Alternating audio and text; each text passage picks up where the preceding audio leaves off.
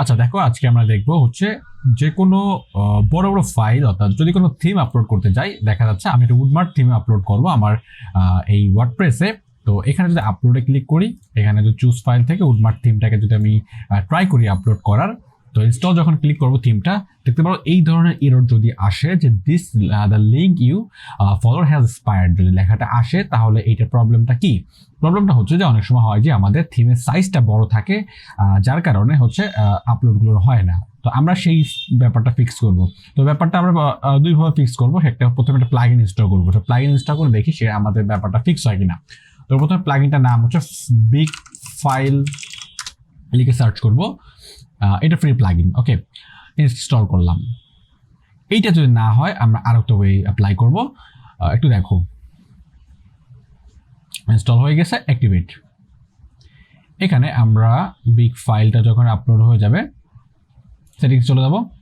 Settings থেকে এখানে কাস্টমাইজটা যদি অন না করা থাকে, এখানে এটা কাস্টমাইজের এরকমই থাক, প্রবলেম না। এখানে ইউজ অল ইউজার লেখা আছে, এখানে তুমি 2 MB দেওয়া আছে, তুমি এখানে 100 করে দিবা, ওকে, দিয়ে তুমি এটা সেভ করে দাও। ওকে, সেভ করে দিলাম। আর একটু চেক করে আসি, মিডিয়াতে গিয়ে লাইব্রেরি অ্যাড মিডিয়া, দেখছো এখানে 100 মেগাবাইট হয়ে গেছে। এইটা দেখবা যে বাই ডিফল্ট মাত্র 2 MB দেওয়া থাকে সবার জন্য, হ্যাঁ। তো এইটা বাড়িয়ে দিতে হয়। তো দেখি এবার আপলোড হয় কি না।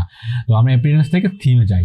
তো এখানে ট্যাপ করলাম, একটা নিউতে গেলাম, আপলোড ফাইলে গেলাম, চুজ করলাম উডমার্ট থিমটাকে আমরা ইনস্টল করলাম।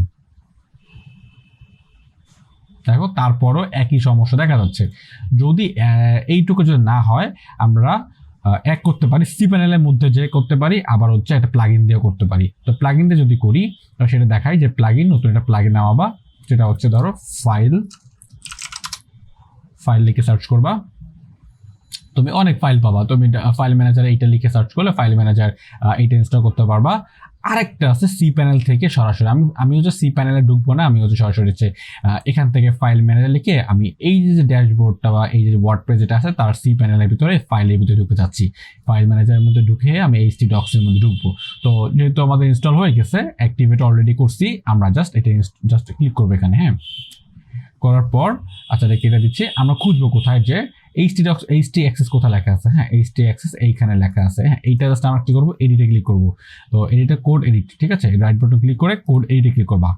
করার পর এখানে বিজ্ঞান ওয়ার্ডপ্রেস লেখা আছে, এটার একটু স্পেস দিয়ে এখানে আমি একটা কোড দিব, তোমাকে ডিসক্রিপশনে পেয়ে যাবা। এই কোডটা জাস্ট এখানে পেস্ট করে দিব। আচ্ছা, সেভ অ্যান্ড ক্লোজ ক্লিক করলাম, এটা আপডেট হয়ে যাবে। জাস্ট আমি একটু রিফ্রেশ করি আরেকবার, একটু চেক করে আসি ঠিকঠাক আছে কিনা।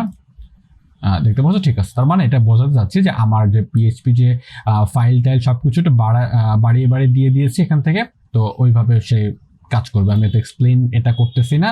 এবার আমি যদি যাই অ্যাপিয়ারেন্সে, তারপর যদি যাই থিমে, এবার আশা করি হয়ে যাবে। আপলোড করলাম, চুজ করলাম, উডমার্টটা ইনস্টল করার ট্রাই করি, ইনস্টল ক্লিক করলাম।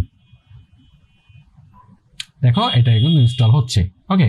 এখন এটা ইনস্টল হয়ে যাবে, আর আশা করছি তোমার প্রবলেমটা এখানে ফিক্স হয়ে যাবে। যদি ভালো লাগে ভিডিওটা অবশ্যই লাইক করবা আর সাবস্ক্রাইব করার পাশে থাকা ট্রাই করবা।